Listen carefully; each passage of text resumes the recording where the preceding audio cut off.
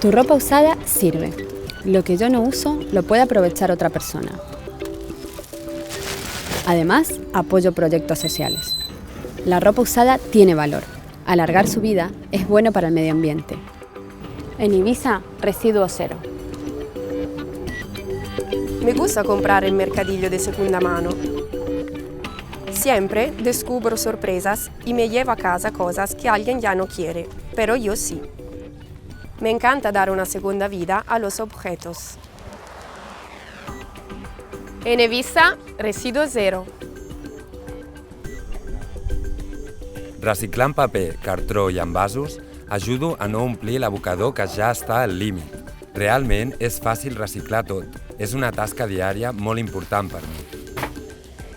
A Ibiza, residu zero. Sòlid de sa cuina de casa, quan l'he usat, el poso dins una botella de plàstic i la reciclo sempre en un contenidor taronja. A Ibiza, residus zero. Aprovechar los restos orgánicos de la cocina es fácil, con un vermicompostador. Se puede hacer fácilmente compost en un piso. Mis lombrices reciclan todos los restos de cocina. En Ibiza, residu zero. Sempre trobo coses que necessiten molt bon estat.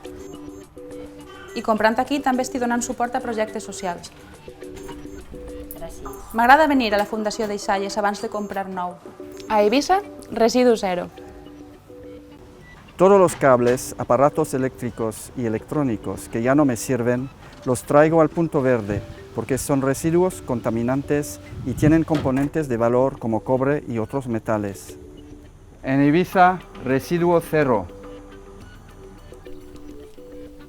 El 40% de la basura es materia orgánica.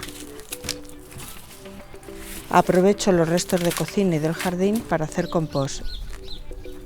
El compost aporta nutrientes a nuestras plantas, mejorando su salud y ayudando a mantener la humedad del huerto. La mejor parte de nuestra bolsa de basura vuelve a la tierra. En Ibiza, residuo cero.